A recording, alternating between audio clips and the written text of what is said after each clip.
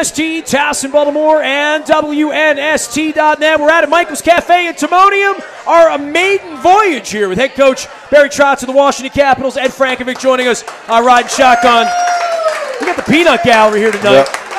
Yep. You know, for all the notion that Baltimore would never get an AHL team again or ever have an NHL team, which would have been a pipe dream of mine 30 years ago, as you know, there is an enclave of hockeydom here in Baltimore that never seems to go away. We do this once a year. Yep. And we've got former organists out here, former workers out here. A guy comes up and talks about old jerseys and the old black and gold and the green and gold and puck collectors, autographs, all that.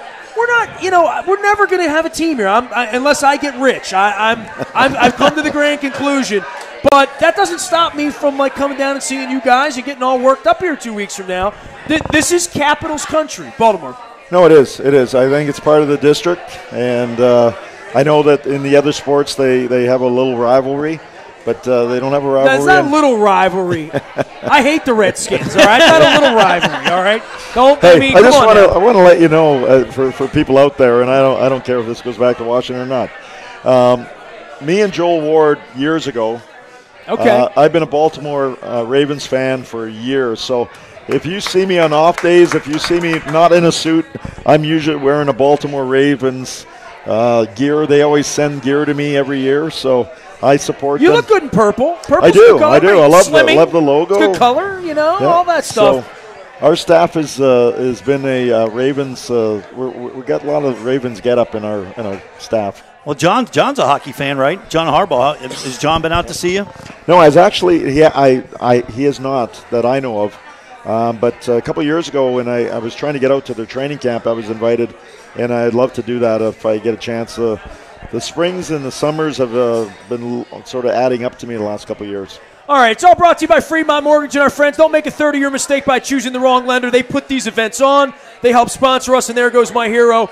We got a guy here in a beautiful Maryland jersey getting swabbed awesome. Right now. Dennis is out here doing that for the folks at There Goes My Hero, and I appreciate that. Before I do that, I think I told you this during dinner, but I'm doing a lot of charity, and I'm going to begin this series on Thursday. Howard Bank and Cole Roofing are sponsoring it. I'm privileged to have Thursday mornings free, and I'm going to do 4 501c3s. And I know you do a lot of things for a lot of causes. You supported everyone in Nashville for the better part of 2 decades. Talk about Best Buddies and your work there, because I want to give you a little platform to do that because I know that's near and dear to your heart. It is. For people that don't know, I have a 16-year-old Down syndrome son. He's been a blessing to our family. And when I first got I was in Nashville and our son was born, it was a little bit more public than most births of children. So lo and behold, about a month after Nolan was born, I got a call through our community relations and said there's a lady here who is starting an organization. It's called Best Buddies. She would love to sit down and talk to you about it. And during the season, it's tough because you get a lot of these requests. But whatever reason, I think it was the Lord just tugging on my sleeve a little bit and said, you better take this one. Okay. And I said, yeah. I don't know why I said yes, but I did. We went and sat down and had lunch down the street, and she was telling me about this organization, Best Buddies, which it's worldwide. It's started by in Georgetown, actually, by Anthony Shriver Kennedy. And what it does is take a person with intellectual disabilities and pairs them with a peer roughly the same age so that they can have people to communicate, they can have a normal life. For anybody who has a special needs child, you don't understand. Everybody loves your special needs child when they're young and, they're vulnerable and all that. What happens as they grow older, the kids, as Nolan has grown, everybody, in our street loved Nolan. He was included. But as they become older, teenagers go into their own areas of life. Sure. Starting liking girls, that's getting into sports and all that. Nolan had less and less time with friends that he had before. So as they get older, there's less friends. You just end up with an abandonment sort of. Yeah, and a little bit. And then they feel the self-worth that I don't have any. I don't have friends. I just got the friends become their close family, and Best Buddies goes out and tries to widen the base, and so in Nashville, a young lady named Annalise Barron, who's now like one of the national directors. She was a mom, had 2 kids. Her youngest son had Down syndrome. And she wanted to bring Best Buddies, and we have to raise almost $250,000 in 18 months. She told me she couldn't do this. She couldn't raise money. She was bad at it. She couldn't do. She's fantastic at it. she's like, we killed it. We killed it. I remember the first time that we did a Best Buddy thing. It was just an ask in a subdivision, and that happened to be Dan Hamhouse, who was a player for me in his subdivision, and to go and say, we're trying to start an organization, bring an organization, Best Buddies, to be permanent in Tennessee, and explain about it, and just was asking for their help, not asking for donations, just if they would get involved with it. And that night we left the place with $30,000 by me talking about how a parent feels when you have a special needs child, and then all those people that were at that initial meeting helped. They started helping with the fundraising and all that, and we killed it. We raised the money, and it has been a godsend. In Tennessee, it turned out to be a movement. The special needs in every Special school. Olympics is there, and the Polar Bear Plunge. All of those things They're already. there. They exist. They exist, and they have they're very good, and they have their own function. But the one-on-one personal relationships that the kids with disabilities need with people with non-disabilities is huge for their confidence. It's huge and everything. And the best thing that happened was Dan Hamhouse was there, and he took on a young man who was absolutely shy, would never look up at you in the eye, and he had the coolest Best Buddy. 6 months after that relationship started, he started being. It was like a transformation. He was confident. He would look you in the eye, and by the end of the year, he was going to the national convention and talking in front of 8,000 people at a national convention. How's your boy doing? He's doing He's doing been out in good. the spotlight and having some fun, right? He gets a lot of props. Yeah, he's the great thing about Nolan, and I look at life a lot different than a lot of people. Is after a game, I could be. I don't know if I'm a lot more mellow than what Nestor remembers me being years ago. After a loss, when you're not really happy, and I'll see Nolan run down the hallway after a game. And whatever happened, it really didn't. It's really not that important. We'll fix it tomorrow. It's pretty special when you understand that. And he's been a blessing. He's kept our family together unbelievably. He's got a spirit. There's not a bad bone in his body, and he's just pure love. And a lot of these people with special needs, they just need a friend, and that's what Best Buddies does. And they do. Best story I have. Great idea in Nashville. That's what we do here. We tell stories. We tell stories. And this is great. This is the type of stories that you need. So we, in Nashville, Annalise Barron came up with this idea about a Best Buddy prom. And I went, I don't get it. Then she said, think about this.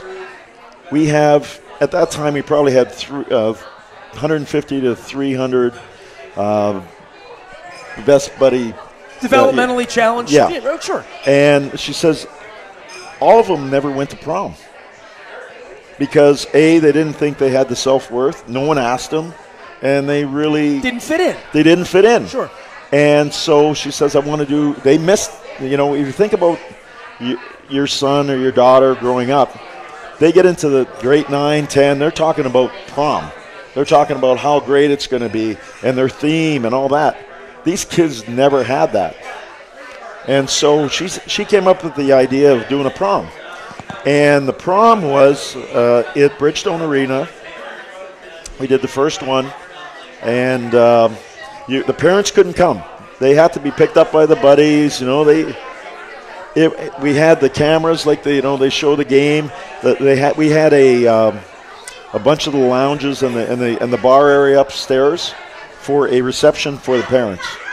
They could see their kids and only soda for them. Only soda for the parents. Yeah, well, I'm sure.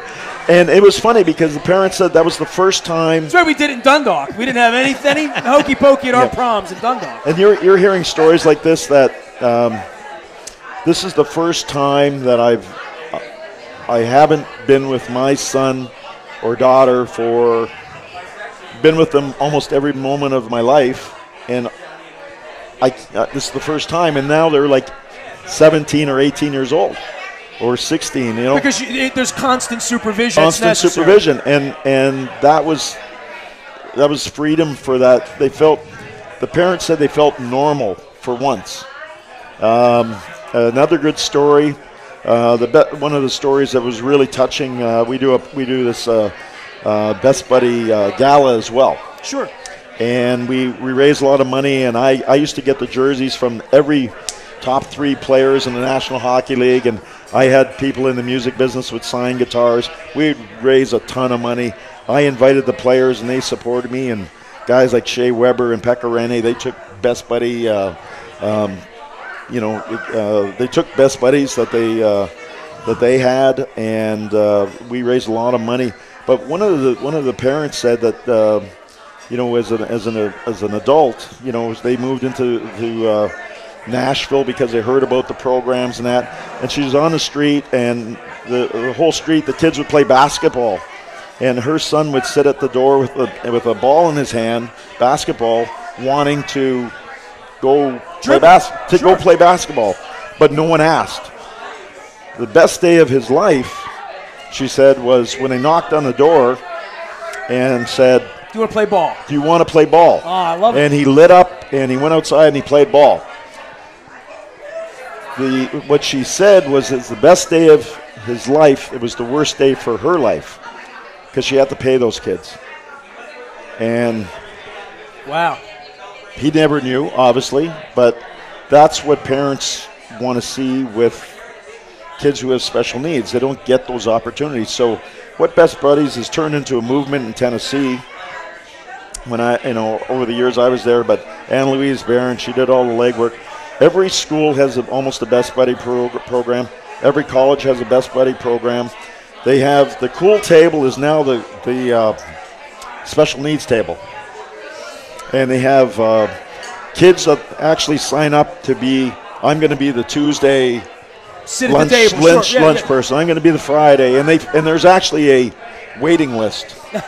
And it's become the cool table, and it's turned into gives you a new perspective to have lunch with someone that's different than you, right? Yeah, and I think it's turned into a movement in Tennessee, and probably my biggest legacy when it comes to being in this business might be the Best Buddy program in Tennessee. Well, I can tell by the passion that you're bringing out on this.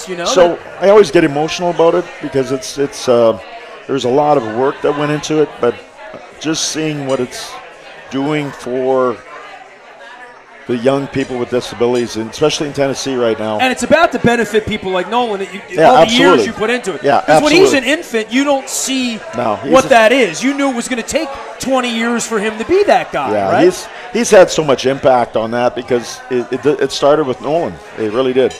He was my son who was a public a birth. We were blessed to have him, and it's been great. He's had a lot of impact. Now why we're here tonight is there goes my hero, right? So 4 years ago last week, Jem was diagnosed with leukemia, and the doctors come in and said, "You got leukemia." And what do we do? Our first phone call was to a coach, Chuck Pagano, who was the only person in this phone who had leukemia. And when I called him, he called back, spent an hour on the phone before we talked to her mother, her family, and he said, "In the end, this will be a blessing. It'll be a gift to you." And here we are 4 years later. Jen is here. We're swabbing people and saving lives. So sometimes the thing, I don't know how you found out Nolan was going to be a special child, or when you found out. We found out when he was born. When he was born. Yeah, because we looked at it as whatever God gave us, we didn't do the and you find this thing out. At that moment, it's hard to find that to be a blessing. In that moment, it is, because the number one thing when you have someone with a disability and they're born, are they going to be all right? That's the first thing you think about. So that was the first priority. I don't think there was ever a doubt that there was Nolan would. We were just worried about his health. Once his health was fine. My wife has been an absolute saint. She's been she's been one of those ladies under the radar that's don't mess with Mama Bear. and one of the things that happened to me, and this is the blessing of my position, I guess. I get to talk to you. I get to talk to other people. I used to make deals in Nashville where I'd say, okay, you want an interview? This is what I'll give you an interview, but I'm plugging Best Buddies. I'm plugging Best Buddies. And here's, I've done that here. Yeah, I'm on the Junkies every Wednesday morning, and they wanted me to do it, last couple of years, and I said, I'm not doing it. I'm not doing it. And then they heard about what I did in Nashville. I used to do it, but I traded my interview because they want to pay you to do the interview, and I said, I'm not taking any money. If we're doing this, any money that you give to me, we're plugging whatever cause that is, and you're giving the money to them. So every time I go on the radio and they want to give me a stipend, right?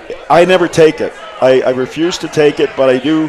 The only way I'll get on the radio is if they'll plug it and they'll send any stipend that they give to me to that organization. By the way, this was not a prerequisite for this interview. Yeah, there's no stipend here. This is friendship. Yeah, this is friendship. This is different than that. Ed Frankovic is with us. It's all on behalf of our friends at There Goes My Hero. Please get swabbed and get on the Bone Marrow Registry. Please support Best Buddies and Barry's cause. That's bestbuddies.com. Is that right? Yeah, bestbuddies.org. .org. Ed Frankovic, of course, is our Caps historian. All right, Ed, this is the portion of the program where we go Ovechkin to Backstrom and then go through everything. You and I spend a lot of time talking about TJ Oshie, don't we? And TJ Oshie's going to win some hockey games for us in April. I don't think there's any doubt about that. Yeah, absolutely is. Oh, you want me to talk? I thought you were going to ask me a question. I think that's your guy. That is my guy. Pay the man. That's what I wrote all last year, and of course Brian McCullen did. The thing about TJ that impressed me, it's not his hands, his shootouts, his goals. I say this guy dogs pucks, and I think you say that a lot too, talking about him. Why is he so good at that, and why is he? People need to understand why he's so important to your team and why it was so key to bring him back. Well, I think when we lost a lot of people, we lost a lot of good players, a lot of guys that were had some high quality. Like you lose a Justin Williams, what he does for your team, a guy like Johansson, a guy like Schmidt. I mean, we lost a lot of energy, a lot of skill, a lot of friendships in that room, and it was tough. And TJ was a guy that you watch him in warm-ups. He's trying to push the group. He brings energy. He's as competitive as you're going to find. And then he's got those hands and that skill set that allows him to have some success. So it was really important to get him back just for our team. But more, and the analytics can't put this together. He does things for our team that brings the intangibles, the energy, along with a very good player and a very good person for our group. And it was a loss for you when he had you missed him. I mean, I think the franchise felt that, his value, when he's not there. Yeah, absolutely. And TJ plays hard, and he's had a couple concussions. He gets nicked up. He's not afraid to bump into people. So. And get tangled up and what have you. So he's been fighting a few things this year, and he's probably hasn't had he's had a good year in terms of the stats, but I don't think he's had a great year to what he's capable of. But he's starting to really get it ramped up at the right time, and his great year might be at the right time for us. And the great year is this time of year, and his game is ramped up, and I'm excited for him in the playoffs. Yeah, I know he had the hat trick against Pittsburgh in Game 1, 2016, in that loss, and he was certainly playing well. Last year, I don't think he had his best playoffs. But you talk about the analytics and how it's hard to measure things. There's a play he made last night where the puck's going along the blue line, and I think it may have been shorthanded, and he dives on the ice, he doesn't get it, and somehow he gets it out. I mean, how do You can't measure a player like that with a play like that. And you know what play I'm talking about. Yeah, it was right in front of our bench, right at the blue line. And then you look at the power play, how many times he keeps pucks alive for Kuzi and Backy and Ovi and those guys in that diamond position that he plays. I mean, we would take a chance on that or a shot and there'd be a rebound and there'd be 3 guys right around him and he somehow battles them out, gets the puck over to one of our guys, and we were able to stay in that zone and eventually, a few more chances, and a lot of times it ends in the back of the net. And without a TJ O'Shea in the middle, you lose, there's two key guys for me on our power play. Ovi, obviously, I think he helps our power play by at least 5% just because what he does. And TJ O'Shea in the middle probably helps it by 2 or 3% because he's the best in that position in terms of dogging pucks, keeping pucks alive so that your power play can have some extended time in the zone. That goes unstated, right? I mean, there's no analytics for it. They just, You guys have an analytics guy. I mean, do you measure things? And you don't have to say this now, but do you measure like board battles? Who wins a board battle, or who gets to a loose puck and that type of thing? We do that. We do that. That it's not really measured in the analytics. I look at we have our own company that sends us our game analytics, and I look at neutral analytics sites. I look at 3 sites every game, even though I pretend like I don't when I talk to the media. But there's certain things. The things you learn here on WNST when we get Trotz up. We get the truth. We get the truth up. You get the truth. At a market. And one of the things that you find is that there's certain things, and if you've been in this sport, you can't measure. I mean, the impact of certain players. I was saying a team is sort of like a Rubik's Cube. I mean, if everything was, the whole Rubik's Cube was all blue, you could never, it wouldn't work. But you need all the different colors, the different things, the different jobs. I mean, you look at our team. I mean, we got a power play that's out there usually for about 1:20 to 1:30 every. And there's 5 guys that are maybe as good as any 5 that any team can throw out on the ice. And then they have a second power play that gets limited power play time. And the only guys that do multiple role is Backstrom and Oshie. Mm-hmm. They're the third penalty killers, and we don't want them marked up. We don't want them blocking a lot of shots. Right. Kuzi gets the last 10 seconds or 20 seconds, whatever it is. But those are the Smith Pellys and the Stevensons and the Beagles, and they're more role defined. And sometimes, depending on all the games, I know I get the certain sites will say, well, Ovi needs more ice time. Well, I can't get him more ice time if we take 7 penalties. 5 like last night, right? I mean, so enough, there's certain things you can't do. And every game's going to be different in that way, right? And we have what I call bump-up lines, because you got guys that are on the power play from 3 different lines. You have to make up another line to get the other line sort of back in check. So I call it a bump-up line where you've got, and when I have that Beagle line that's pretty stable with, last night it was Stevenson with Beagle and Chase on. Right after power play, they're the group that goes on, just because they become my bump-up line because I have trust in them. And certain players, that are really good, that show well in analytics in terms of shot quality and goals and assists, but you're scared to death when they're on the ice when they don't have the puck. When you're switching up a line, is that analytics-driven, gut-driven, relationship-driven? Probably a little bit of everything, but over the course of 20-some-odd years of doing this for yourself, has there been a switch in philosophically on how, why, and when you make that kind of a switch? Most of it is all of the above. There's some analytics, there's some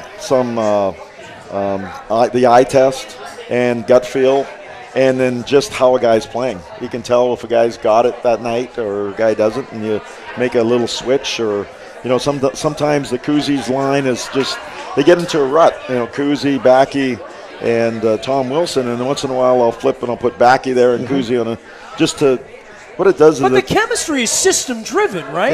Yeah. To some degree. They're all being taught the same way, to be in the same play, the way to play it, right? Yeah. Then there's a chemistry part that you can't write that script till you put them out there, right? And there's some that, like last night, you had Gersich Smith Pelly and Lars Eller. That was the first game they ever played together.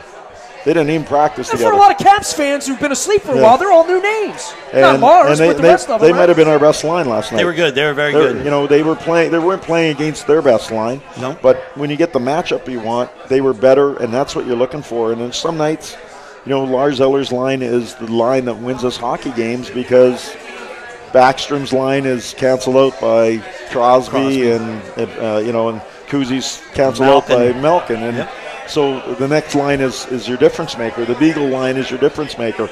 And so you're looking at trying to, you know, right now I'm trying to piece together what I think gives us different options against different opponents. And I've said this publicly, and I've said it to the players. There's some players that I'm pulling out of the lineup because I want them angry. They're better when they're angry. Well, they're better when there's a little bit of friction. Friction, not with. I would say pressure that, you know, hey, I might not be in the lineup. I'm trying to create competition. Like, great last night, I didn't play Brett Connolly, who's got 15 goals for us. He's had an okay year. And the best thing one thing about Connell is he's a great teammate. He's really gets it. I really love Connell for that. He saw Gersich in his position last night. He wasn't mad that Gersich had a really good game. He went to me today. We were right before he had the team picture, and I said, "Connell, you're going to go with so and so today." And he goes, "That Gersich was really good last night. He's a really good player, isn't he?" And this is a guy that could take his. And he said to me, "He's really good. I really like him." That's a good teammate because he wasn't worried about. He's thinking team. He's not thinking about himself. And to me, we all get our name on the cup. They all get, yeah. And he said, and he basically said it. That's going to make me better. Which is what you wanted. Gersich is going to make him better. He's going to make Gersich better, and that's what you want. And that's what you want to create. I mean, I've had Chase on out. I put him in, and he's 3 been points good. against the Islanders a week and a half ago. He's a better angry player. When I can get him angry, he plays with a chip on his shoulder, and he becomes a really effective player. Did that with Smith Pelly. Smith Pelly had a big effect last night. There's certain guys that you can do that can elevate your group, and I've been trying to do that in the last little while. And the great thing about this team this year is I've been doing that all year, and it hasn't really mattered.